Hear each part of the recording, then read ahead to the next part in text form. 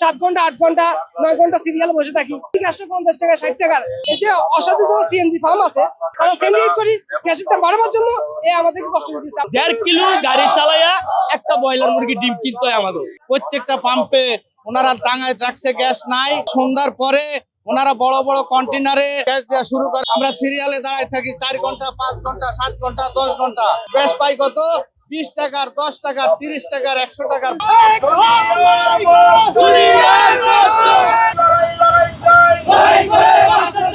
Gas তেল কদিন আগে আমরা জানেন তেলের জন্য সংকট, তেল নাই, তেল কোনো পাম্পে তেল নাই, দীর্ঘ লাইন। কিন্তু এখন তেলের দাম বাড়াইছে সরকারে, কিন্তু তেলের সংকট নাই, সংকট কাটিয়ে গেছে। এই যে এখন আবার গ্যাসের সংকট। এই যে গ্যাসের জন্য আমরা বাইরে যারা আছি অনেক কষ্ট পাইতেছি। 7 ঘন্টা 8 ঘন্টা 9 ঘন্টা সিরিয়াল বসে থাকি। 9 ঘন্টা 8 ঘন্টা সিরিয়াল দিয়ে গ্যাসটা 50 টাকা 60 টাকা। এই গ্যাস দিয়ে যাত্রী সাপ্লাই দিতে পারি না। এর জন্য আমাদের মানে বন্ধন এই গ্যাসের যে সিরিয়াল লাইন, এই লাইনটা পদ্ধতি গ্যাসটা আমার গ্যাসটা যাতে আমি পাই এবং গ্যাসের লাইন যেন না থাকে। এই যে অসাধু যারা সিএনজি ফার্ম আছে, অসাধু মালিক তারা সেন্ডিকেট করি গ্যাসের দাম বাড়ানোর জন্য আমাদেরকে কষ্ট দিতেছে, আমাদের পাবলিককে কষ্ট দিতেছে। দেখেন, বিগত দিনে আপনি যেখানেই যান না কেন 1 কেজি তরকারি কিনতে গেলে 100 টাকা, একটা ব্রয়লার মুরগির ডিম 15 টাকা। আর আমাদের মিটারে বিআরটি চেয়ারম্যানের কাছে যাওয়ার পরে উনি বলতেছে মিটারে চালানো দিল আমাদের 1 কিলোমিটারে 12 টাকা।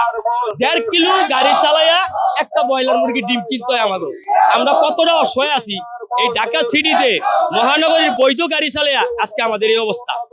আমরা অবৈধ গাড়ি যারা চালাইতেছে, যেমন ব্যাটারি চালিত অটোরিকশা, রাত্রে অন্ধকারে চোরাই ভাবে কারেন্টেই করে, রাস্তায় উল্টা জায়গা, তারপর তাকে গাড়ি কোনো কাগজ নাই, তাকে কিছু বলে না। মোটরসাইকেল কিনছেন নিজস্ব ব্যক্তিগত ব্যবহারের জন্য, তারা এখন রাইড শেয়ারিং এ ভাড়া মারবো।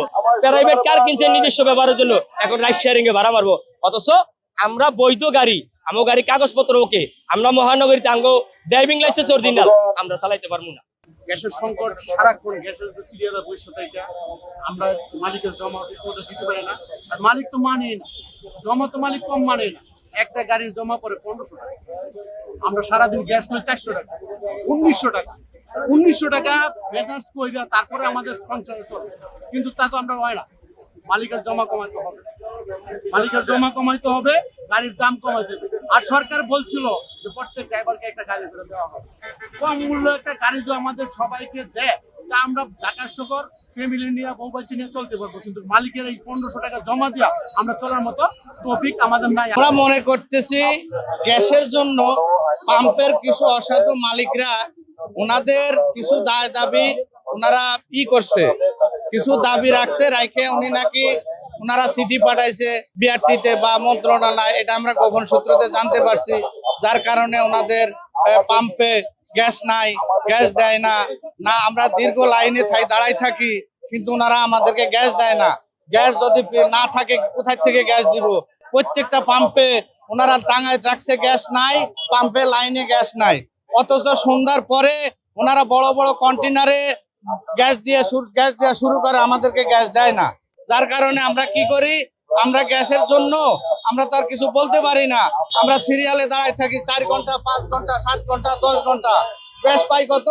20 টাকার, 10 টাকার, 30 টাকার, 100 টাকার, 50 টাকার, 80 টাকার গ্যাস পাই। এতে কি আমাদের সারাদিন চলে? আমাদের চলে না। আমরা তো জমাই উঠাইতে পারি না। একজন ড্রাইভার জমা দেয় 1200 টাকা, সেই লোক 1200 টাকা জমা যদি আমি 200 টাকা কম দিয়ে আমার কাছ থেকে কোনো রকম 1 টাকা কম নেয় না। যদি বলি ভাই আপনার জমাটা যদি আপনি আজকে কম না নেন, আমি কোথায় থেকে দিব? এই কথার উত্তর বলে তাহলে তুমি চাবি দিয়ে যাও। আমার একটা ছেলে অনার্সে পড়ে, আমার তার একটা খরচ আছে, আমি ভাড়া বাড়িতে থাকি, আমার নিজের খরচ আছে, আমি ভাড়া দিয়ে থাকি, আমি ভাড়া গাড়ি চালাই। আমার এতগুলো সমস্যা, আমি কিভাবে চাবি দিলে আমি চলতে পারবো? যার কারণে বলি ভাই আপনার ভাড়াটা আমি পরে দিয়ে দিব।